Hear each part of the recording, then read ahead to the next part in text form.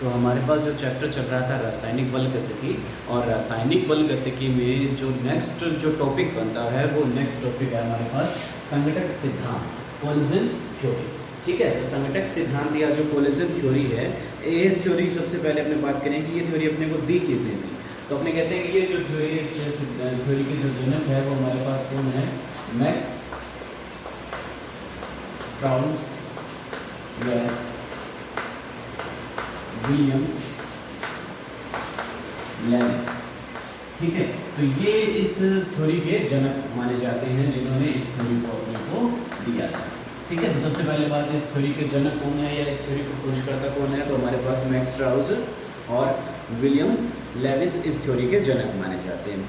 इस थ्योरी का जो मेन कंसेप्ट है वो क्या कहता है कि जो क्रियाकारिक जो स्पीसीज है, ठीक है, जो मेन इस थ्योरी की अगर अपन बात करें तो मेन थ्योरी में अपने पास आती है कि जो हमारे पास क्रियाकारी जो स्पीसीज है, ठीक है, अब क्रियाकारी स्पीसीज क्या हो सकता है, तो अपने कह सकते हैं कि वो हमारे पास अणु हो सकता है, परमाणु हो सकता है, या वो क्या हो सकता है, आयन हो सकता है। तो जो क्रियाकारी स्पीसीज है, अणु, परमाणु या आयन, इनके मध्य क्या होती है, टक्करें पाई जाती है, और टक्कर करके ये उस क्रियाकारी स्पीसीज को किस में परिवर्तित कर देते हैं, उत्पाद में परिवर्तित कर देते हैं। अब टक्कर करने से क्या होगा कि टक्कर करने से क्या हो जाएगा, इनकी जो ऊर्जा है वो ऊर्जा बढ़ेगी, और ऊर्जा बढ़ने से एक निश्चित तापमान इनको मिल पाएगा, जिससे अपने पता है कि जो अभिक्रिया एक निश्चित तापमान दाब पर संपन्न होती है।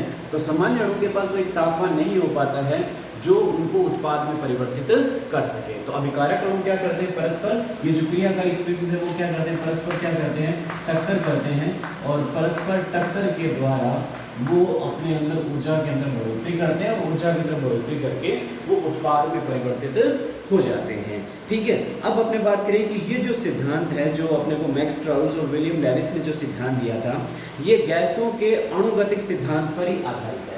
इसका जो आधार बात करें, इस सिद्धांत का जो आधार या बेस क्या रहता है, तो अपने कहते हैं कि इसका जो बेस है वो क्या रहता है, गैसों का जो अणुगतिक सिद्धांत है, ठीक है, उसी सिद्धांत पर ये बेस है। ठीक है, कौन सी, संघटक सिद्धांत की बात करें तो किस पर आधारित है, गैसों के अणुगतिक सिद्धांत पर आधारित है। ये सिद्धांत जैसे गैसों का अणुगतिक सिद्धांत जो क्रियाकारी जो स्पीसीज था, उस क्रियाकारी स्पीसीज को क्या मानता है, एक ठोस गोला मानता है। तो इसी आधार पर क्रियाकारी स्पीसीज को ये सिद्धांत क्या मानेगा कि वो किस रूप में होते हैं, ठोस गोले के रूप में होते हैं। ठीक है, तो वो किस रूप में पाए जाते हैं, एक ठोस गोले के रूप में पाए जाते हैं क्रियाकारी स्पीसीज। तो वो एक ठोस गोले के रूप में है, जैसे अपने गैसों का अणुगतिक सिद्धांत कहता है, तो इसी तरह से ये सिद्धांत करने को भी आधार इसी का वही रहता है। तो ये क्या करेगा कि इसने कहा कि जो अभिकारिक स्पीसीज है वो क्या होंगे, ठोस गोलों के समान पाए जाएंगे, और इन ठोस गोलों में क्या होती है, टक्करें होती है, और टक्करों के कारण से अभिक्रिया संपन्न होती है। ठीक है, तो अपने पास यहाँ पर एक परिभाषा अपने इसमें आती है जो अपने पास कहते हैं कि टक्कर आवृत्ति या संघटक आवृत्ति क्या चीज होती है। रेंज अपने पास बात करें, फ्रीक्वेंसी की बात कर रहे हैं यहाँ पर, तो अपने पास यहाँ पर आती है संघटक आवृत्ति। ठीक है, अपने पास फ्रीक्वेंसी, टक्करों की जो फ्रीक्वेंसी है उसकी बात करें, कोलिजन फ्रीक्वेंसी की बात करते हैं, तो वो कहता है कि अभिक्रिया मिश्रण के इकाई आयतन में, यहाँ पर इसकी परिभाषा बनाए तो क्या कहता है वो, अभिक्रिया मिश्रण के इकाई आयतन में प्रति सेकंड, ठीक है, अभिक्रिया मिश्रण के इकाई आयतन में प्रति सेकंड संपन्न होने वाली टक्करों की संख्या, प्रति सेकंड संपन्न होने वाली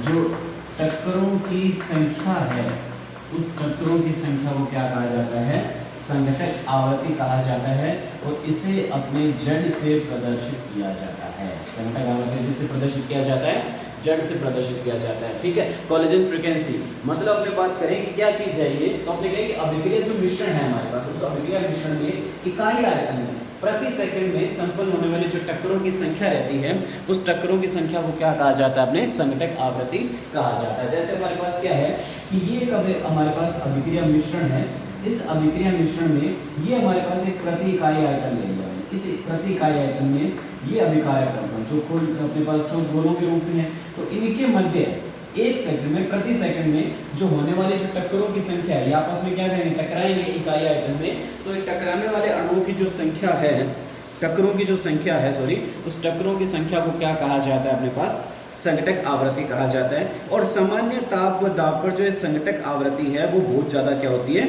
उच्च होती है।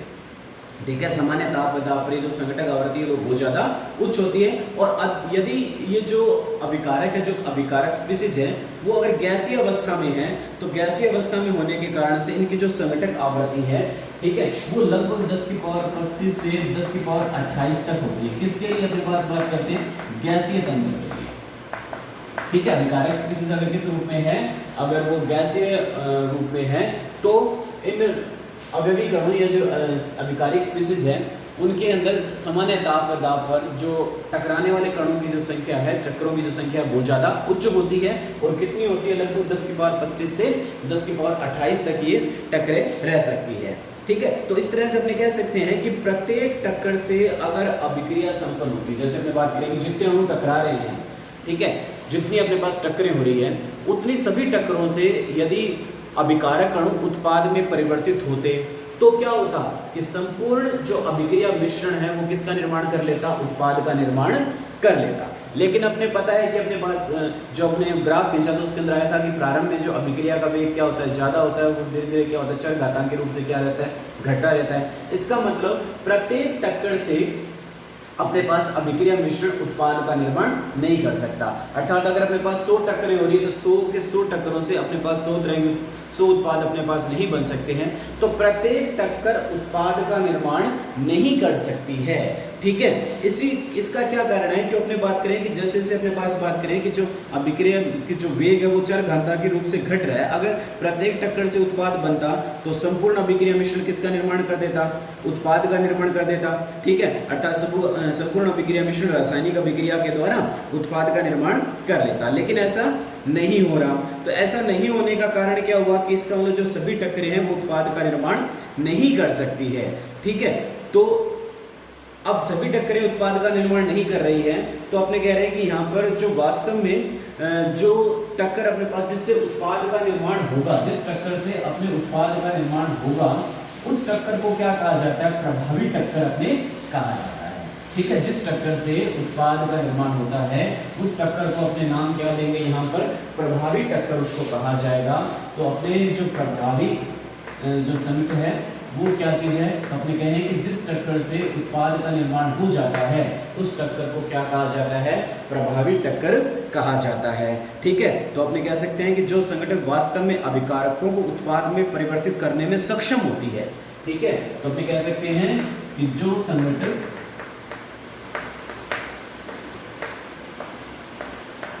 अभिकारकों को उत्पाद में परिवर्तित करने में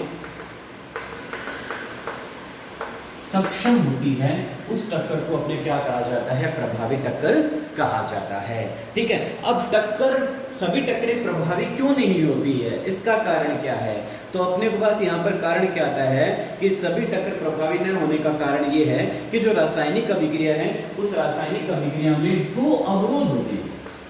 जो हमारे पास रासायनिक अभिक्रिया है उस रासायनिक अभिक्रिया में दो अवरोध हैं हमारे पास। ठीक है, तो इन अवरोधों के कारण से जो सभी टक्करें हैं वो सभी टक्करें प्रभावी नहीं हो पाती है। तो इसका अर्थ क्या हुआ कि अपने को रासायनिक अभिक्रिया अगर करनी है तो इन दो अवरोध तो अपने को क्या करना पड़ेगा, पार करना पड़ेगा, तभी अपने पास क्या कर सकते हैं, टक्कर को क्या किया जा सकता है, प्रभावी किया जा सकता है। तो वो दो अवरोध कौन सा है, पहला जो अवरोध है हमारे पास वो आता है ऊर्जा अवरोध। पहला अवरोध कौन सा है हमारे पास, ऊर्जा अवरोध, मतलब एनर्जी बैरियर। और दूसरा है अभिविन्यास अवरोध। दूसरा हमारे पास आता है इसके अंदर अभिविन्यास अवरोध, मतलब ओरिएंटेशन बैरियर। तो आपने कहा कि सभी टक्करें प्रभावी क्यों नहीं हो पाती, तो सभी टक्करों के प्रभावी न होने के कारण हमारे पास क्या है कि रासायनिक अभिक्रिया के करने में या होने में दो प्रकार के अवरोध होते हैं। वो दो प्रकार के अवरोध कौन कौन से हैं? पहला अवरोध हमारे पास ऊर्जा अवरोध है और दूसरा हमारे पास क्या है? अभिविन्यास अवरोध है। अब अपने बात करें कि यहाँ पर इसका मतलब क्या हो गया कि सभी टक्करों को प्रभावी बनाने के लिए अपने पास अभिकारक अणुओं के पास क्या होनी चाहिए? एक पर्याप्त ऊर्जा होनी चाहिए। तो अपने यहाँ पर जो डिटेल में बात करते हैं किसकी? प्रभावी ऊर्जा, जो अपने करें टक्कर को प्रभावी करने के लिए अपने किस चीज़ की आवश्यकता पार करनी पड़ेगी? इस ऊर्जा अवरोध को क्या करना पड़ेगा? पार करना पड़ेगा। तो अपने इस ऊर्जा अवरोध की बात करते हैं कि ऊर्जा अवरोध वास्तव में है क्या। ठीक है, तो अपने यहाँ पर हेडिंग डालते हैं, वो हेडिंग हमारे पास आ जाती है ऊर्जा अवरोध की हेडिंग। अब ऊर्जा अवरोध को मैं आपको एक ग्राफ से समझाता हूँ। जैसे मेरे पास क्या है कि ये अभिक्रिया के लिए क्या है, किसी भी अभिक्रिया मिश्रण के लिए विकारकों में क्या है, स्थितिज ऊर्जा की बात कर रहे हैं, और ये हमारे पास क्या है? अभिक्रिया की प्रगति की बात कर रहे हैं। ठीक है जी। तो आपने कहा कि यहाँ पर ये जो अभिकारक अणु थे वो मिलकर किसका निर्माण कर रहे हैं? उत्पाद अणु का निर्माण कर रहे हैं। तो यहाँ पर मेरे पास ये दो अभिकारक अणु हैं, वो दो अभिकारक अणु परस्पर क्या करेंगे? जुड़ेंगे। एक प्रकार का अभिकारक अणु है और दूसरा कौन सा? बी प्रकार का अभिकारक अणु। ये अभिकारकों की वास्तविक ऊर्जा है। ठीक है, ये अपने पास अभिकारकों की क्या कह रहे हैं? अपने वास्तविक ऊर्जा। क्योंकि अपने पास ये तो है नहीं कि अभिकारकों के पास पहले से कुछ ऊर्जा नहीं है, उनके पास पहले से कुछ ना कुछ तो ऊर्जा मौजूद है। जैसे अपने सुबह उठते हैं तो अपने को क्या करना पड़ता है? किसी भी कार्य को शुरू करने के लिए सभी के लिए एक ऊर्जा अवरोध अलग अलग होती है। जैसे अपने चाय पीते हैं सुबह सुबह, तो चाय हमारे लिए क्या करती है? ऊर्जा का कार्य करती है। तो अपने ये तो है नहीं कि जब अपने जब खड़े हो रहे हैं, चारपाई से खड़े हो रहे हैं, तो इसके पास हमारे पास ऊर्जा बिल्कुल भी नहीं है, कुछ ना कुछ तो ऊर्जा है हमारे पास। ये तो है नहीं कि अपने को वहाँ से पकड़ कर कोई खड़ा करेगा, लेकिन अपने कई तो क्या करते हैं? चारपाई को पकड़ कर खड़े होते हैं, कोई बड़ी मुश्किल से खड़ा होता है। तो इनके पास सभी के पास जो ऊर्जा का जो लेवल है वो क्या था? अलग अलग था। तो अपने जो चाय पीकर उस लेवल को क्या करते हैं? बराबर करते हैं। कोई एक कप पीता है, कोई एक गिलास पीता है और कोई उससे ज़्यादा भी पी लेता है। तो अपने पास क्या करता है? कोई तो अपने पास कहेंगे 1 लीटर चाय से उनके पास जो अपने पास स्थितिज ऊर्जा को या ऊर्जा अवरोध उनका क्या है? 1 लीटर ऊर्जा अवरोध है। तो अपने पास बात करें कि इन अभिकारक अणुओं को, ये अभिकारक अणु हो गए और ये हमारे पास के उत्पाद में बदल गए, दोनों मिलके ए बी उत्पाद का निर्माण कर दिया। तो इनको अभिकारक अणुओं को उत्पाद में बदलने के लिए इतनी ऊर्जा चाहिए। ठीक है, यहाँ पर ये क्या करते हैं कि जैसे अपने पास की जो ए और बी है वो क्या करते हैं? एक मध्यवर्ती संकुल का निर्माण करते हैं।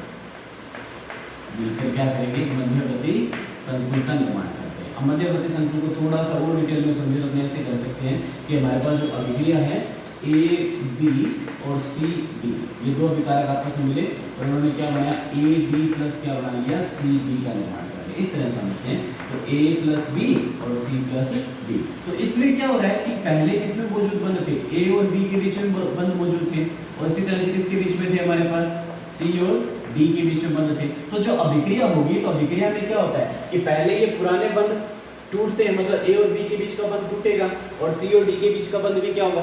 टूटेगा और नए बंध बनेंगे किसके बीच में? ए और डी के बीच में, बी और सी के बीच में। तो इस तरह से यहाँ पर पुराने बंधों का टूटने से और नए बंधों के बनने से किसका निर्माण हो रहा है? एक मध्यवर्ती संकुल का निर्माण हो रहा है। अब अपने पता कि बंधों को तोड़ने के लिए क्या चाहिए? अपने को ऊर्जा की आवश्यकता पड़ रही है। ठीक है, तो बंधों को तोड़ने के लिए ऊर्जा की जो आवश्यकता है, तो यहाँ पर कहते हैं कि ये इस अभिक्रिया मिश्रण को इतना ऊर्जा तब मिलेगी तभी ये अभिकारक किसमें बदल पाएंगे? उत्पाद में परिवर्तित हो पाएंगे। तो ये अपने पास जो ऊर्जा है, ठीक है, जो अभिकारकों को उत्पाद में बदलने के लिए जो आवश्यक है, इस ऊर्जा को अपने क्या नाम देते हैं? सक्रियण ऊर्जा नाम देते हैं। इसको क्या नाम दिया जाएगा? सक्रियण ऊर्जा, एक्टिवेशन एनर्जी इसको कहा जाता है। और यहाँ से लेकर यहाँ तक जो ऊर्जा है इसको क्या नाम दिया जाता है?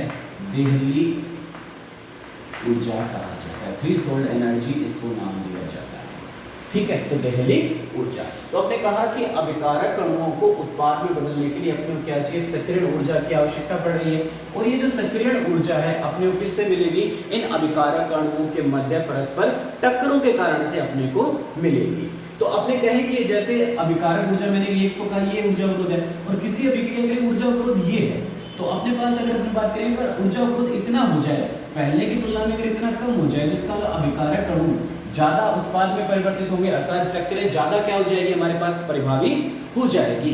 तो अपने पास बात यहाँ पर करते हैं कि जो अभिकारक अणुओं को टकराने से उनको एक ऊर्जा मिलती है, जिससे क्या होता है कि पुराने बंध टूटते हैं और नए बंधों का निर्माण होता है। तो अपने कहते हैं कि इस कार्य हेतु टकराने वाले अणुओं द्वारा धारित न्यूनतम आवश्यक ऊर्जा को क्या नाम दिया जाता है? देहली ऊर्जा कहा जाता है। अभिकारक अणुओं में टकराने से धारित न्यूनतम आवश्यक ऊर्जा को क्या कहा जाता है? देहली ऊर्जा कहा जाता है। और इस प्रकार केवल वे ही टकराने वाले क्रियाकारक उत्पाद में परिवर्तित हो पाएंगे जिनमें देहली ऊर्जा के बराबर या उससे अधिक ऊर्जा हो पाएगी। तो जिन अभिकारक अणुओं के पास ऊर्जा इस देहली ऊर्जा के या तो क्या हो जाए बराबर हो जाए, या इस देहली ऊर्जा से ऊर्जा क्या हो जाए ज्यादा हो जाए, तभी वो किस में परिवर्तित होंगे? उत्पाद में परिवर्तित हो पाएंगे, अन्यथा अभिकारक के अणु उत्पाद में परिवर्तित नहीं हो पाएंगे। तो अपने पास वाली बात की कि यहाँ पर अभिकारक अणुओं को उत्पाद में परिवर्तित करने के लिए ये न्यूनतम आवश्यक ऊर्जा की आवश्यकता पड़ती है। इस न्यूनतम आवश्यक ऊर्जा को क्या कहा जाता है? देहली ऊर्जा कहा जाता है। दूसरा अपने पास यहाँ पर जो अपने पास इसमें बताई थी जो अवरोध था वो कौन सा था हमारे पास? अभिविन्यास अवरोध। अब अभिविन्यास अवरोध क्या है, इसको अगर समझें अपने इस अभिविन्यास अवरोध को, तो मैं इसको समझने के लिए एक अभिक्रिया करवाता हूँ कि NO2 और NO2 के दो अणु मिलकर एक द्विलक संरचना का निर्माण कर लेते हैं, द्वितीय संरचना का निर्माण कर लेते हैं, जिसको अपने क्या बोला जाता है? एक डायमर बोला जाता है। तो द्विलक संरचना का निर्माण करके इसने N2O4 का निर्माण कर लिया। ठीक है, अब ये अभिक्रिया हुई क्योंकि हमने बताया NO2 एक अस्थायी अणु है, तो ये स्थायित्व को प्राप्त करने के लिए अस्थायी क्यों है? क्योंकि अपने जो लुईस अवधारणा के आधार पर जिनके पास कुल इलेक्ट्रॉन विषम संख्या में अगर होते हैं तो वो क्या होता है? अस्थायी होता है। तो NO2 के पास विषम संख्या में इलेक्ट्रॉन होने के कारण से वो क्या है? अस्थायी है, जिसके कारण से दो NO2 आपस में मिलकर एक N2O4 का निर्माण कर लेंगे, जिसमें इलेक्ट्रॉनों की संख्या क्या हो जाएगी? सम हो जाएगी। अब विषम कैसे? नाइट्रोजन के बायबंध कोष्ठक कितने होते हैं? 5, और ऑक्सीजन के पास कितने होते हैं? 6। तो 5 + 6 + 6 12 और 5 कितने होंगे? 17 + 17। तो दोनों के पास क्या है? विषम संख्या में इलेक्ट्रॉन है, दोनों जुड़कर कितने हो गए? 34। सम संख्या में इलेक्ट्रॉन आ गए, जिसके कारण से इसमें क्या आ जाता है? स्थायित्व आ जाता है। तो ये तो कि ये अस्थायित्व है और स्थायित्व का निर्माण इसने क्यों किया। अब अपने पास बात करते हैं कि इनके अंदर अभिविन्यास अवरोध क्या चीज है। अभिविन्यास अवरोध का मतलब क्या है कि यहाँ पर जो जुड़ाव हुआ है वो जुड़ाव किसके साथ हुआ है? नाइट्रोजन का नाइट्रोजन के साथ योग हुआ है। ठीक है, जब जुड़ाव हुआ तो जुड़ाव में किसके साथ जुड़ा? अपने नाइट्रोजन का नाइट्रोजन के साथ जुड़ा हुआ। तो अपने पास जैसे ये नाइट्रोजन का अणु हो गया और इसके साथ ये कौन जुड़े हुए हैं? ऑक्सीजन के अणु जुड़े हुए हैं। तो अगर कहते हैं कि जो जुड़ने वाले अगर अणु अगर एक दूसरे के सामने आएंगे तो ये क्या करेंगे? जल्दी उत्पाद का निर्माण कर लेंगे। ठीक है, तो मतलब ये जो विन्यास है वो विन्यास कैसा हो जाता है हमारे पास? जो विन्यास है वो अभिकारकों को उत्पाद में परिवर्तित करने वाला विन्यास हो जाता है। ठीक है, लेकिन इसी विन्यास को अपने पास बात करें कि ये अगर विन्यास मैं इस तरह से कर देता हूँ हमारे पास कि ये अगर इस प्रकार से अगर विन्यास हो जाए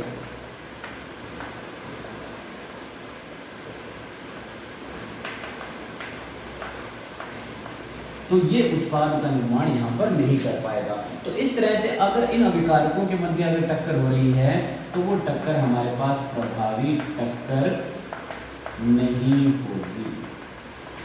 ठीक है, तो इस तरह से अगर इन अभिकारकों के मध्य अगर टक्कर हुई तो उस टक्कर को अपने कहा जा सकता है कि ये जो टक्कर है वो प्रभावी नहीं है। और इधर अगर टक्कर अभिकारक अणु आपस में टकराते हैं तो ये अपने पास कह सकते हैं कि ये जो टक्कर है वो कैसे हो जाएगी?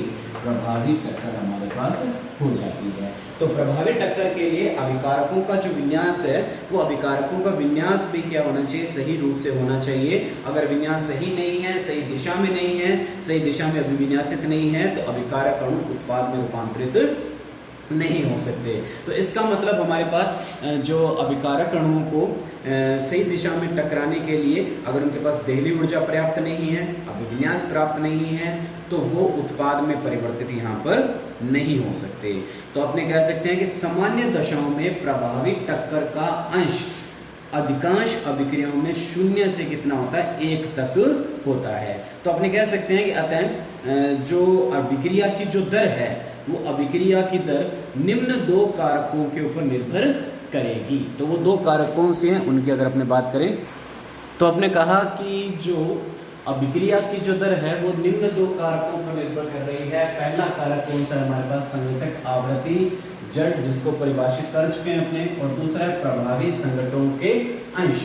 अब प्रभावी संघटकों के जो अंश से क्या अर्थ है हमारे पास, ये अर्थ है कि पर्याप्त जो अभिकारकों का जो विन्यास है वो सही दिशा में हो।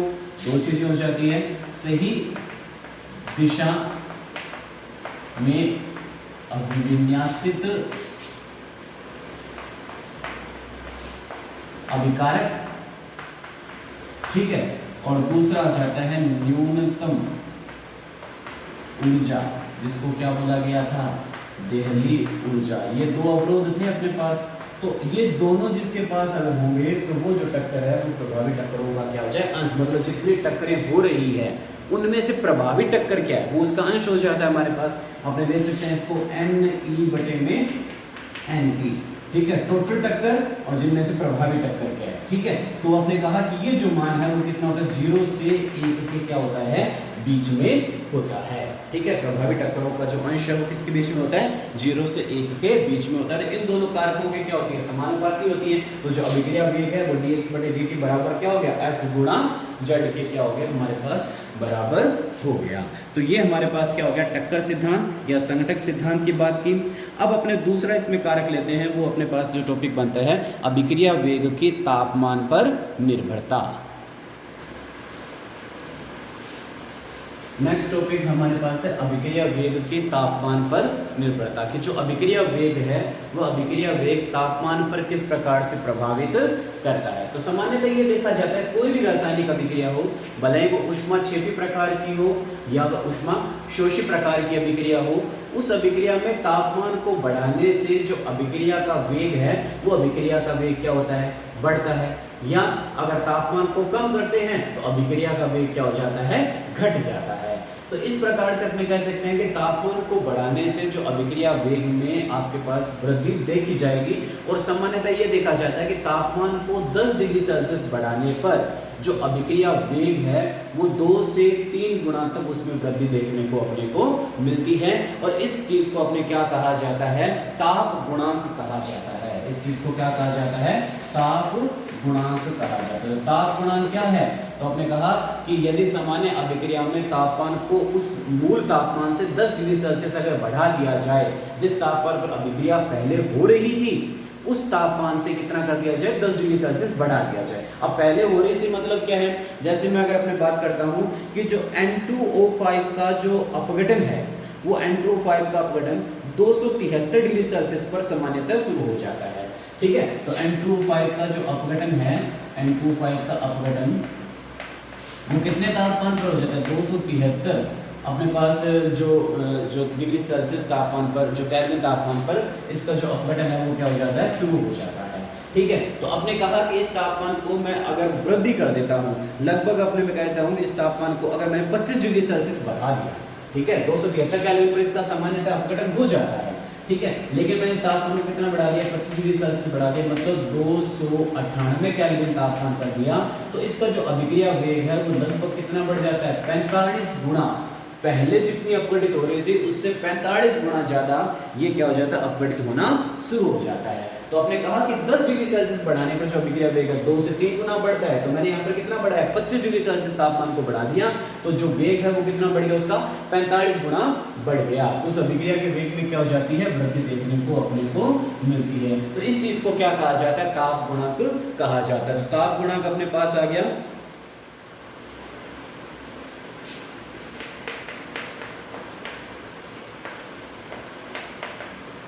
T प्लस, अब कैपिटल T लिया तो कैपिटल T का मतलब क्या हो जाएगा हमारे पास, केल्विन ले रहे हैं, ठीक है।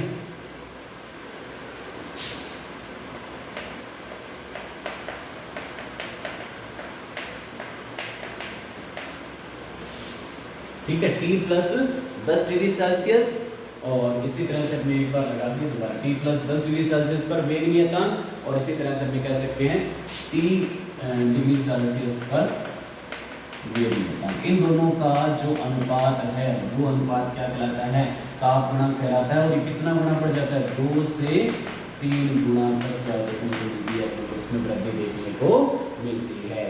ठीक है, तो ये हमारे पास क्या हो जाता है, ताप गुणक हो जाता है। तो इसका मतलब यहाँ पर क्या हुआ कि जो अभिक्रिया वेग है वो ताप बढ़ाने पर क्या देखने को मिल रहा है, वृद्धि देखने को मिल रही है। और अभी आपने कहा था जो अभिक्रिया वेग है dx बटे में जो dt है वो बराबर बताया था आपने f गुणा जड़ के ऊपर निर्भर बताई थी। इन दोनों की क्या होता है, समानुपाती होता है। f क्या चीज थी हमारे पास, तो f की अपने बात की थी, तो f था प्रभावित टक्करों का अंश, और जड़ क्या थी अपने पास, संघटक आवृत्ति। ठीक है, तो इसका मतलब प्रभावित टक्करों के अंश या संघटक आवृत्ति दोनों में से ताप बढ़ाने में किसी एक में क्या देखने को मिलेगा, परिवर्तन देखने को मिलेगा। तभी तो अभिक्रिया का वेग क्या हुआ, बढ़ा ना। तो इसका मतलब अपने पास तापमान को बढ़ाने पर संघटक आवृत्ति, या अपने पास यहाँ पर बात कर रहे हैं कि संघटक प्रभावी संघटकों के अंश में आपको परिवर्तन देखने को मिलता है। तो इसको स्पष्ट करने के लिए अपने पास इन दोनों कारकों के ऊपर बात करते हैं। पहला कारक मैं यहाँ पर लेता हूँ, संघटक आवृत्ति के बढ़ने से इसके ऊपर क्या प्रभाव पड़ेगा। पहला अपने कहते हैं यहाँ पर कि जो संघटक आवृत्ति के बढ़ने से, अब संघटक आवृत्ति क्या चीज है हमारे पास, जड़, इसके बढ़ने से जो अभिक्रिया वेग है वो किस प्रकार से प्रभावित हो रहा है।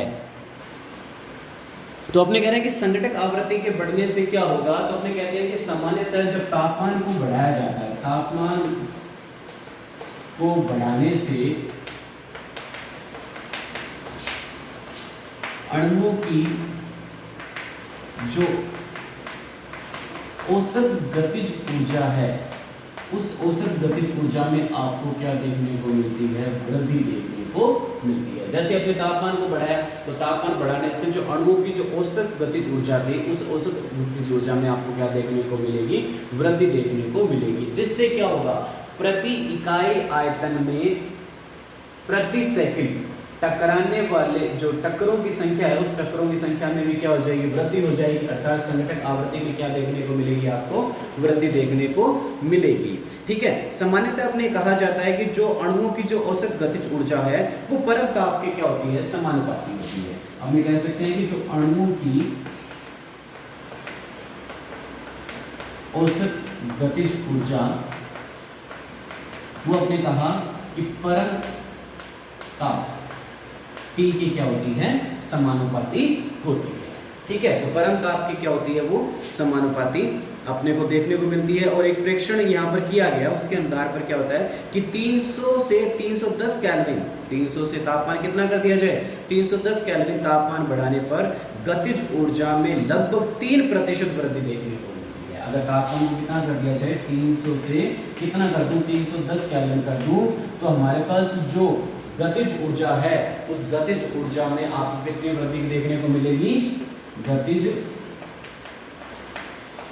ऊर्जा में आपको 3% की वृद्धि देखने को मिलती है। ठीक है, इसका अभिप्राय ये हो गया कि ताप बढ़ाने पर जो टक्कर है, उस टक्कर के अंदर हमारे पास जैसे अपने तापमान को बढ़ाया जाएगा, तो ताप बढ़ाने से टक्कर की जो आवृत्ति है, जो फ्रिक्वेंसी है, उसको बढ़ने से अभिक्रिया का वेग क्या हो जाएगा, बढ़ जाएगा। लेकिन हमेशा ये सत्य नहीं होती है बात, क्योंकि क्या होता है कि यदि ऐसा होता तो 10 डिग्री सेल्सियस ताप बढ़ाने पर जो अभिक्रिया के वेग में कितनी वृद्धि देखने को मिलनी चाहिए थी, 3% की वृद्धि देखने को मिलनी चाहिए थी। लेकिन वास्तव में 10 डिग्री सेल्सियस की तापमान बढ़ाने पर जो अभिक्रिया का वेग है वो 2 से 3 गुना बढ़ जाता है। आपने ये कह रहे हैं यहाँ पर कि जो 300 से 310 मतलब 10 डिग्री सेल्सियस बढ़ाया तो गतिज ऊर्जा में कितनी प्रतिशत वृद्धि देखने को मिल रही है, अपने को 3% की वृद्धि देखने को मिल रही है। और 3% की वृद्धि देखने का मतलब ये हो गया कि जो अभिक्रिया वेग है वो मूल वेग से कितना गुना बढ़ जाएगा, अपने पास मूल वेग से अपने कितनी वृद्धि देखने को मिलनी चाहिए थी, अपने को 3% की ही वृद्धि देखने को मिलनी चाहिए थी। लेकिन वास्तव में जो अभिक्रिया वेग है वो वास्तव में कितने बढ़ रहा है, 2 से 3 गुना ज्यादा बढ़ रहा है। इसका मतलब जो वृद्धि हो रही है वो वृद्धि कितनी हो रही है, 200 से 300% की वृद्धि हो रही है। वृद्धि कितनी होनी चाहिए थी, 3% की होनी चाहिए थी, लेकिन अभिक्रिया वेग 2 से 3 गुना जब बढ़ा, 2 से 3 गुना बढ़ने के कारण से हमने कहा कि वास्तव में जो वृद्धि है वो 200 से 300% की हो रही है। इसका मतलब यहाँ पर हो गया कि ताप वृद्धि से जो अभिक्रिया के वेग के जो बढ़ने का एक कारण यही नहीं है, संघटक आवृत्ति ही नहीं है, इसके अलावा कोई और कारक भी है जिसके कारण से अपने को इतनी ज्यादा वृद्धि देखने को मिल रही है। तो संघटक आवृत्ति के बढ़ने से, तो औसत गतिज ऊर्जा के बढ़ने से तो वृद्धि कितनी होनी चाहिए थी? 3% की होनी चाहिए थी, लेकिन वृद्धि कितनी हो रही है? 200 से 300% की वृद्धि हो रही है। तो इसका मतलब यहाँ पर संघटक आवृत्ति के अलावा अन्य कारक भी है जो इसको प्रभावित कर रहा है। वो संघटक आवृत्ति के अलावा अन्य कारक कौन सा है हमारे पास? प्रभावी संघटक वृद्धि, मतलब जो प्रभावी टक्कर है उनके अंदर वृद्धि देखने को अपने को भी मिलेगी। तो अपने यहाँ पर कहा कि जो हमारे पास संघटक आवृत्ति है जड़, वो उत्पाद में परिवर्तित करने के लिए उससे अकेले कारक से अपने यह नहीं कहा जा सकता कि जो तापमान को 10 डिग्री सेल्सियस बढ़ाने पर अभिक्रिया का वेग 2 से 3 गुना बढ़ जाता है। तो इसके लिए क्या होता है कि वो जो टक्कर है वो टक्कर कैसे होनी चाहिए? प्रभावी टक्कर होनी चाहिए। तो अपने यहाँ पर ये सिद्धांत ये कहता है कि जो सभी टक्करें हैं, किसी अभिकारक अणुओं में जो होने वाली सभी टक्करें हैं, वो सभी टक्करें प्रभावी नहीं होती है, ठीक है। तो उनका कुछ अंश ही प्रभावी होता है, अर्थात कुछ अभिकारक अणु ही उत्पाद में परिवर्तित हो पाते हैं। तो इसका मतलब यहाँ पर क्या हुआ कि जो प्रभावी टक्कर, जिन अभिकारक अणुओं में जो टक्कर प्रभावी है उनके पास क्या है? न्यूनतम ऊर्जा, जिसको आपने कहा था देहली ऊर्जा कहा था, उसकी ऊर्जा के बराबर ऊर्जा या उससे क्या है? ज़्यादा ऊर्जा है, ठीक है, तभी वो टक्कर क्या हो पाई? प्रभावी हो पाई। लेकिन यदि अभिकारक जो स्पीसीज है या जो क्रियाकारी स्पीसीज है उनके पास उस न्यूनतम ऊर्जा, जिसको देहली ऊर्जा अपने नाम दिया था, उसके बराबर ऊर्जा नहीं है, मतलब उससे ऊर्जा क्या है? कम है, तो वो टक्कर क्या कहलाएगी? अप्रभावी प्रकार की टक्कर कहलाएगी। और अप्रभावी प्रकार के टक्कर से उत्पाद का निर्माण नहीं हो सकता है, ठीक है। तो अपने कहते हैं कि इस चीज को समझने के लिए अपने मैक्सवेल बोल्ट्जमान ऊर्जा वितरण वक्र का अपने सहारा लेते हैं। तो मैक्सवेल बोल्ट्जमान ऊर्जा वितरण वक्र क्या है? तो इस पहले वक्र को अगर अपने देखा जाए तो यहाँ पर अणुओं का अंश, जिसको अपने F बोला था, और ऊर्जा के मध्य अपने वक्र खींचा गया। तो इस वक्र में अगर अपने देखते हैं, तो इस वक्र को अगर अपने देखा जाए तो अपने यहाँ से स्पष्ट हो रहा है कि सभी अभिकारक अणुओं के पास जो ऊर्जाएं हैं वो समान नहीं होती है। सभी अभिकारक अणुओं के पास ऊर्जा समान नहीं है। कुछ अभिकारक अणुओं के पास ऊर्जा देहली ऊर्जा से क्या है? ज़्यादा है, और कुछ अभिकारक अणुओं के पास देहली ऊर्जा से क्या है? ऊर्जा क्या है? कम है। लेकिन यहाँ पर जो मेन बात ये आती है कि अधिकतर जो अणु हैं उन अधिकतर अणुओं के जो पास जो ऊर्जा है वो ऊर्जा क्या है? हमारे पास मध्यवर्ती ऊर्जा है। अधिकांश अणुओं का जो अंश है उसके पास मध्यवर्ती गतिज ऊर्जा उपलब्ध है। इसे क्या नाम दिया गया है? इसे अपने नाम दिया गया अधिकतम संभाव्य गतिज ऊर्जा कहा दिया गया। तो अधिकांश अणुओं के पास क्या है? अधिकतम संभाव्य गतिज ऊर्जा है, जिसको अपने नाम दिया गया अधिकतम संभाव्य गतिज ऊर्जा कह दिया। और जिनके पास ये अधिकतम संभाव्य गतिज ऊर्जा उपलब्ध है उसके पास जो आरेख में अपने प्रदर्शित किया गया जो ऊर्जा, न्यूनतम ऊर्जा अर्थात देहली ऊर्जा जो है, जो प्रभावी संगठनों से उत्पन्न होती है और क्रियाकारक पदार्थों को उत्पाद में परिवर्तित करने में सक्षम होती है। तो ऊर्जा जो देहली ऊर्जा है उससे अधिक ऊर्जा युक्त अणु की जो उत्पाद में परिवर्तित हो जाते हैं, जो संपूर्ण ऊर्जा वक्र में क्या है? एक छोटा सा अपने को हिस्सा दिखाई दे रहा है। ये क्या है? जिनके पास अधिकतम संभाव्य ऊर्जा है तो उससे क्या होगी? प्रभावित संघटक करने योग्य ऊर्जा युक्त अणुओं का जो अंश है वो बहुत ही क्या हो गया? छोटा अंश हमारे पास। कितना अंश है जो क्या है? प्रभावी टक्करों के द्वारा अपने को प्राप्त हो गया है। तो अधिकांशतः ये देखा गया है कि देहली ऊर्जा को जो मान जितना कम होगा, प्रभावी टक्करें क्या होगी? उतनी ही ज़्यादा हो पाएगी, अर्थात अभिक्रिया वेग क्या होगा? उतना ही ज़्यादा हो पाएगा। इसके विपरीत अपने ये कह सकते हैं कि देहली ऊर्जा का मान बढ़ने से जो प्रभावी टक्करों की संख्या में क्या आ जाती है? कमी आ जाती है, और अभिक्रिया का वेग क्या हो जाता है? पहले की तुलना में क्या हो जाता है? घट जाता है। तो इस दूसरे वक्र को देखें जो इसी का ही रूप है। तो ये तो हमारे पास T1 तापमान हो गया, और दूसरा हमारे पास जो T2 तापमान है वो T1 + 10 डिग्री सेल्सियस है। ठीक है, ये T2 तापमान के लिए आ गया T1, तो T1 बड़ा तो ये हो गया वक्र।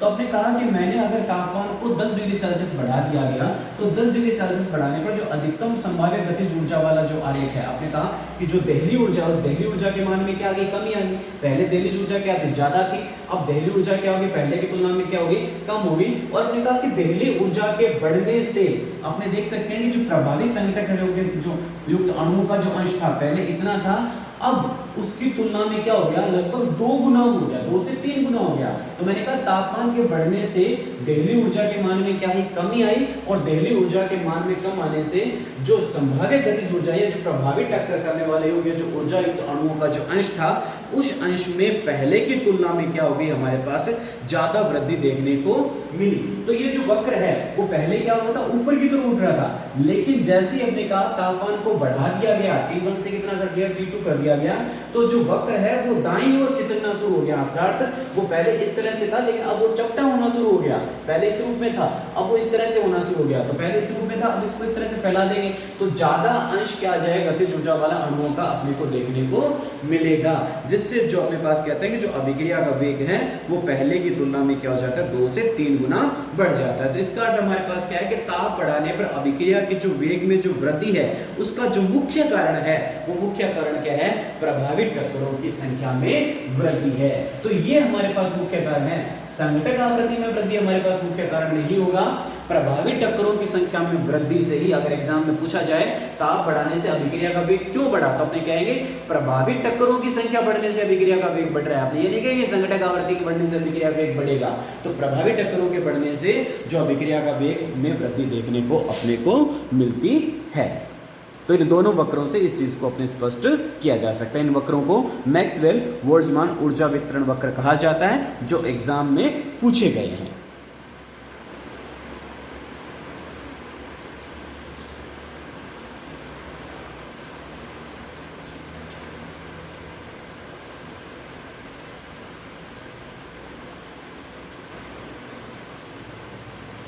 नेक्स्ट टॉपिक हमारे पास आरएनए सिद्धांत व सक्रियण ऊर्जा। आरएनए सिद्धांत क्या है, ठीक है। तो इस आरएनए सिद्धांत की अगर मैं बात करता हूं यहाँ पर, तो आरएनए सिद्धांत क्या है कि यह सिद्धांत ताप, सक्रियण ऊर्जा व वेग नियतांक में क्या बताता है, संबंध बताता है। यह सिद्धांत क्या बताएगा, ताप, सक्रियण ऊर्जा व वेग नियतांक में क्या बताएगा, संबंध स्थापित करेगा। या इस तरह से कह सकते हैं कि ये जो सिद्धांत है, यह सिद्धांत जो हमारे पास जो आर्नियस ने ताप व सक्रियण ऊर्जा को वेग नियतांक के साथ क्या है संबंधित करके प्रदर्शित किया गया था। और इन्होंने इसको संबंध जो बनाया गया वो संबंध था K बराबर A, जो अपने पास माइनस EA/RT। इस समीकरण को क्या बोला जाता है, अपने पास आरएनए समीकरण कहा जाता है। इस आरएनए समीकरण में जो A हमारे पास है वो क्या है, पूर्ण चर घातांकी घटक, या जिसको क्या नाम दिया जाता है, आरएनएस घटक, या इसको क्या कहा जाता है, आवर्ती घटक कहा जाता है। ये जो घटक है, यह घटक प्रति लीटर आयतन प्रति सेकंड में द्विक अणुओं के संगठन को प्रदर्शित करता है। अर्थात जो एकांक आयतन में प्रति सेकंड में, द्विक का मतलब हो गया दो अणुओं के मध्य टक्करों को प्रदर्शित करेगा, ठीक है। आर यहाँ पर क्या है, गैस नियतांक है। E हमारे पास क्या है, सक्रियण ऊर्जा, एक्टिवेशन एनर्जी है। और जो T है वो T हमारे पास क्या है, परम तापमान को प्रदर्शित करता है, ठीक है। अब ये जो समीकरण हमारे पास आरएनए के जो समीकरण है, इस आरएनए समीकरण के अपने क्या कर दिया, दोनों तरफ क्या ले लिया, लघु गुणक ले लिया। तो लघु गुणक लेने पर हमारे पास जो समीकरण बनी, नेचुरल लॉग K बराबर natural log A minus EA/RT। अब ये जो नेचुरल लॉग है इसको लॉग बेस 10 में कन्वर्ट कर दिया, तो आपको संबंध पता है नेचुरल लॉग A जो लॉग बेस 10 में, तो इसको आपने प्रदर्शित कर दिया, इस रूप में कन्वर्ट कर दिया गया। अब इस समीकरण को मैं थोड़ा सा रूप परिवर्तित किया। रूप परिवर्तित करने के लिए लॉग के बराबर ये जो चीज है वो आगे ले, इसको पीछे कर दिया, तो minus EA/2.303 R 1/T plus log A। तो इसको क्यों प्रदर्शित किया गया, इस तरह से ये हमारे पास y बराबर mx प्लस c एक सरल रेखीय समीकरण बन गई। इस सरल रेखीय समीकरण के अंतर्गत जब बनने के कारण से अपने यहाँ पर एक वक्र खींचा गया, जो किसके बीच में, log K और 1/T के बीच में वक्र खींचा गया। तो इस प्रकार का हमारे को एक वक्र प्राप्त हुआ। इस वक्र में ये जो log A है वो किसको प्रदर्शित कर रहा है, अंतःखंड को प्रदर्शित कर रहा है। ठीक है, तो इस वक्र से अपने इसकी क्या ज्ञात कर लेंगे, ढाल ज्ञात कर लेंगे। ढाल मतलब अपने पास स्लोप जो है, उस स्लोप या जो अपने कह सकते हैं tan थीटा के मान को ज्ञात कर लेंगे। ये जो ढाल है वो किसके बराबर है, -EA/2.303 r के क्या है, बराबर है।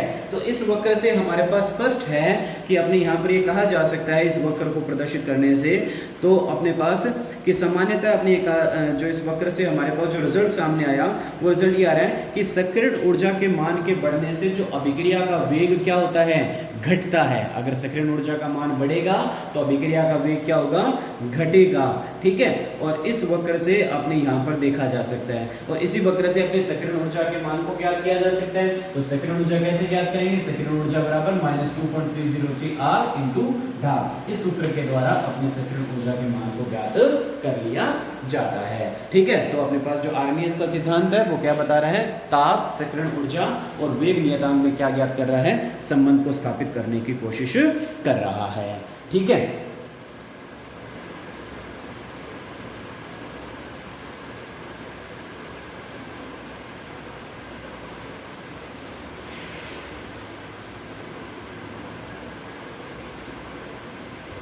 तो ये जो संबंध बनाया इसको अपने अंतराल के रूप में भी व्यक्त किया जा सकता है। अंतराल के रूप में किस प्रकार से व्यक्त करेंगे, अपने कहें कि यदि ताप T1 है तो T1 पर जो अभिक्रिया वेग नियतांक है वो क्या है हमारे पास K1, और यदि ताप T2 T1 से बढ़कर अगर T2 हो जाता है तो वेग नियतांक का जो मान है वो क्रमशः क्या हो जाता है, K2 हो जाता है। इन दोनों के लिए अपने जो आर्मीनियस की समीकरण है इसको इस रूप में लिखा जा सकता है, K1 तापमान पर T1 और T2 तापमान पर जो अभिक्रिया वेग नियतांक है वो क्या हो गया हमारे पास, K2 हो गया। तो समीकरण 2 में से एक को अगर घटा देते हैं तो हमारे को जो रूप है वो इस प्रकार से प्राप्त हो जाता है। तो इस प्रकार से अपने ये न्यूमेरिकल के रूप में अपने को एग्जाम में क्वेश्चन आ सकता है।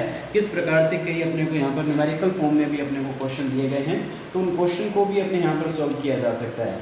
ठीक है, तो इन जो संबंध हैं इन संबंधों के आधार पर अपने न्यूमेरिकल को भी सॉल्व कर सकते हैं कि अपने को इसमें न्यूमेरिकल भी दिए गए होंगे, तो न्यूमेरिकल को अपने यहाँ पर सॉल्व किया जाएगा। जैसे आपको कह देता है कि 600 केल्विन तापमान पर एक न्यूमेरिकल है हमारे पास यहाँ पर, वो क्या कहता है कि 600 केल्विन तापमान पर एथिल आयोडाइड के निम्नलिखित अपघटन द्वारा निम्नलिखित प्रकार का अपघटन होता है। तो मैं इसी यहाँ पर ही आपको बता देता हूँ कि अपने पास यहाँ पर एक एथिल आयोडाइड है, एक एथिल आयोडाइड का अणु लिया गया C2H5I और इसका अपघटन हुआ जिससे बन गया C2H4+H। ठीक है, तो ये जो अपघटन है वो अपघटन किस तापमान पर होता है, 600 केल्विन तापमान। जो अपघटन की जो प्रक्रिया है वो हमारे पास 600 केल्विन तापमान पर यह अपघटन की प्रक्रिया हो रही है। तो अपने पास कहता है कि जिसके लिए वेग स्थिरांक का जो मान है वो वेग स्थिरांक का मान अपने को इसने जो दिया है 1.60 गुणा 10 की पावर माइनस अपने को 5 देता है। तो यहाँ पर जो वेग स्थिरांक है वो वेग स्थिरांक का मान अपने को दे दिया उसने 1.6 × 10 की पावर -5 सेकंड इनवर्स आपको दे दिया। ठीक है, ये इसके लिए वेग स्थिरांक का मान दे दिया उसने। ठीक है, इस अभिक्रिया के लिए सक्रिय ऊर्जा है वो सक्रिय ऊर्जा 209 किलो जूल प्रति मोल है। ठीक है, तो सक्रिय ऊर्जा है वो अपने को देगी 209 किलो जूल प्रति मोल आपको सक्रिय ऊर्जा दे दी गई, और ये पूछ रहा है 700 केल्विन तापमान पर इसके वेग स्थिरांक की गणना कीजिए। तो तापमान, पहले जो तापमान था T1 वो था हमारे पास 600 केल्विन, और अब तापमान दे दिया गया T2 700 केल्विन। इसके ऊपर क्या है, वेग स्थिरांक के मान की गणना करो, K2 का मान ज्ञात करो।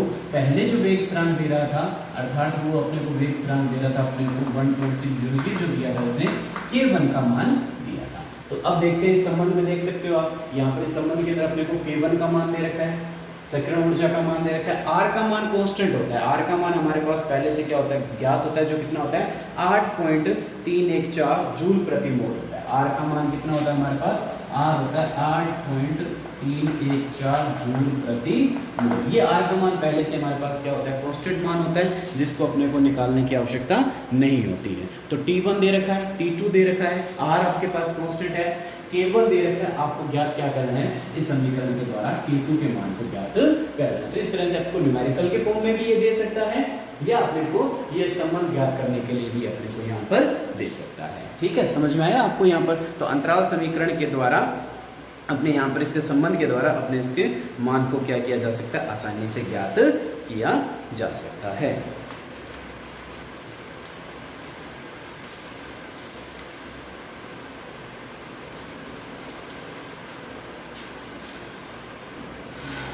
तो इस चैप्टर का लास्ट टॉपिक है सक्रियण ऊर्जा व संक्रमण अवस्था। सबसे पहले अपने सक्रियण ऊर्जा को देखें। सक्रियण ऊर्जा की परिभाषा क्या है? जैसे देहली ऊर्जा की परिभाषा देखी थी, उसी तरह से सक्रियण ऊर्जा की परिभाषा देखते हैं। तो सक्रियण ऊर्जा क्या है? अभिकारक अणुओं को दी गई वह न्यूनतम अतिरिक्त ऊर्जा जो रासायनिक अभिक्रिया को संपन्न करने के लिए आवश्यक हो।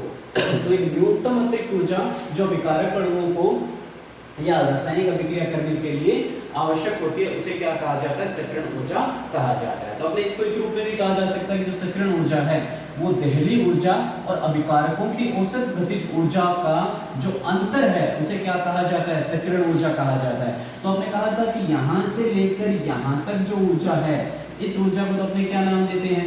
देहली ऊर्जा नाम देते हैं। जो कुल ऊर्जा है, न्यूनतम ऊर्जा, उसको देहली ऊर्जा कहा था। और ये जो ऊर्जा है यहाँ से यहाँ तक, ये हमारे पास क्या है? अभिकारक अणुओं की औसत गतिज ऊर्जा का मान को प्रदर्शित करती है। तो इस ऊर्जा और इस ऊर्जा का जो अंतर है, वो अंतर हमारे पास क्या है? यहाँ पर सक्रियण ऊर्जा के रूप में सामने आ रहा है। तो अपने यहाँ पर कोई अभिकारक एक अभिक्रिया थी जिसमें अपने पास A और B के साथ C अभिकारक जुड़ रहा था। इन्होंने क्या किया कि पहले तो एक मध्यवर्ती यौगिक का निर्माण किया और मध्यवर्ती यौगिक आगे टूट गया, A + BC उत्पाद में विभक्त हो गया। तो इसको ग्राफ से समझे तो स्थितिज ऊर्जा और अभिक्रिया प्रगति के मध्य वक्र खींचा। तो अपने कहें कि यहाँ पर पहले से जो अभिकारक अणुओं की जो ये ऊर्जा है, इस ऊर्जा को अपने नाम दिया है, इनकी औसत गतिज ऊर्जा नाम दी गई है। ठीक है, तो इन औसत गतिज ऊर्जा से अभिकारक अणुओं को किसमें बदलना है? उत्पाद में बदलना है, अर्थात ये संक्रमण अवस्था का निर्माण करना पड़ेगा। तो इस संक्रमण अवस्था के निर्माण के लिए अभिकारक अणुओं को उत्पाद में बदलने के लिए क्या चाहिए? एक न्यूनतम ऊर्जा चाहिए। उस न्यूनतम ऊर्जा को देहली ऊर्जा कहा गया है। तो इस देहली ऊर्जा को प्राप्त कैसे करेंगे? प्रभावी टक्करों से प्राप्त करेंगे। तो प्रभावी टक्करों से उनके पास क्या आ जाएगी? सक्रियण ऊर्जा आ जाएगी। और सक्रियण ऊर्जा क्या? अभिकारक अणुओं को दी गई वह न्यूनतम अतिरिक्त ऊर्जा जो रासायनिक अभिक्रिया को संपन्न करने में आवश्यक है। तो जैसे ही सक्रियण ऊर्जा को वो पार करेंगे तो अभिकारक अणु किसमें बदल जाएंगे? उत्पाद में बदल जाएंगे। तो अब यहाँ पर देखें कि ये अभिकारक अणुओं की ऊर्जा का जो लेवल था और ये उत्पाद की ऊर्जाओं का जो लेवल है, तो इन दोनों ऊर्जाओं के लेवल को क्या कहा जाता है? डेल H, अर्थात अभिक्रिया एंथैल्पी कहा जाता है। तो इस अभिक्रिया एंथैल्पी के आधार पर जो है वक्र दो प्रकार का हो जाता है, ऊष्माक्षेपी प्रकार की अभिक्रियाओं के लिए और ऊष्माशोषी प्रकार की अभिक्रियाओं के लिए। जैसे ये वक्र मैंने नीचे की तरफ प्रदर्शित किया है, लेकिन अगर ये वक्र इस तरह से हो जाए, यहाँ पर ये खत्म हो जाए, तो ये अभिकारकों की ऊर्जा थी और ये उत्पाद की होगी। ठीक है, और ये वक्र इस तरह से आ रहा है। तो दो प्रकार के वक्र अपने पास यहाँ पर बन सकते हैं। जैसे एक वक्र ये और एक मैंने सिंपल से आपको यहाँ पर बता देता हूँ कि जैसे इस लेवल से इसके लेवल को थोड़ा ऊपर रख देते हैं, तो ये लेवल आपके पास इस तरह से आ जाता है। तो ये भी अंतर क्या हो जाता है?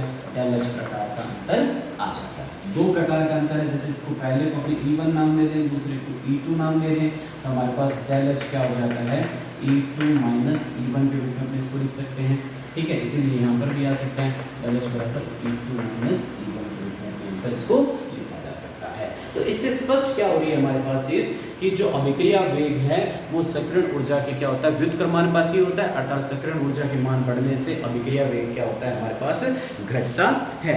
तो अपने यहाँ पर कह सकते हैं कि अतः जो अभिकारक है वो सक्रियण ऊर्जा को ग्रहण कर एक उच्चतम ऊर्जा की एक अस्थायी अवस्था को प्राप्त कर लेते हैं। तो उस उच्चतम ऊर्जा की जो अस्थायी अवस्था है, इसको क्या नाम दिया जाता है? संक्रमण अवस्था नाम दिया जाता है। यहाँ पर संक्रमण अवस्था की भी परिभाषा आ जाती है, उच्चतम ऊर्जा की, अभिकारक अणुओं के उच्चतम ऊर्जा की एक अस्थायी अवस्था, जिसे क्या कहा गया है? संक्रमण अवस्था कहा गया है, जिसको प्राप्त कर लेंगे और संक्रमण अवस्था प्राप्त कर अभिकारक उत्पाद में परिवर्तित हो जाते हैं। तो अप्रभावी टक्करों से ऊर्जा इतनी उत्पन्न नहीं हो पाती है जिससे अपने को सक्रियण ऊर्जा प्राप्त हो सके और वो उत्पाद में प्राप्त नहीं होते। तो संक्रमण अवस्था की भी परिभाषा समझ में आ गई आपको। अभिकारक अणु सक्रियण ऊर्जा को ग्रहण कर उच्चतम ऊर्जा की अस्थायी अवस्था को प्राप्त कर लेते हैं।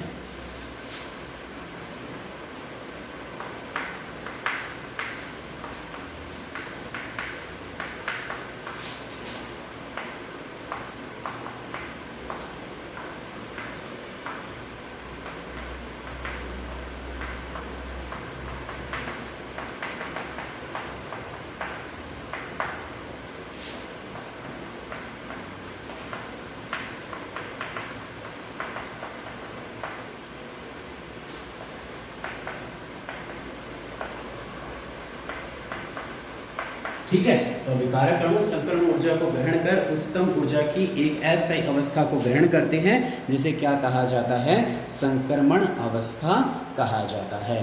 तो इस तरह से हमारा जो ये चैप्टर है, ठीक है, रासायनिक बल गतिकी जो चैप्टर है वो अध्याय हमारा यहाँ पर संपूर्ण होता है, कंप्लीट हो गया।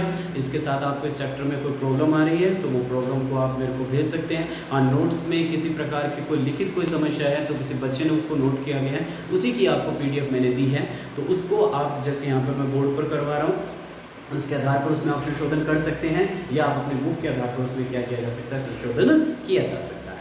ठीक है, या जब अपने स्कूल जब ओपन होंगे उस समय आपको उन नोट्स में कोई प्रॉब्लम अगर है तो वो मैं आपको यहाँ पर सॉल्व करवा दूंगा नोट्स के अंदर। ठीक है, तो एक बार आप इन वीडियो के अकॉर्डिंग उन नोट्स में छोटी मोटी कोई राइटिंग मिस्टेक है उसको आप क्या कर लेंगे, सॉल्व कर लेंगे।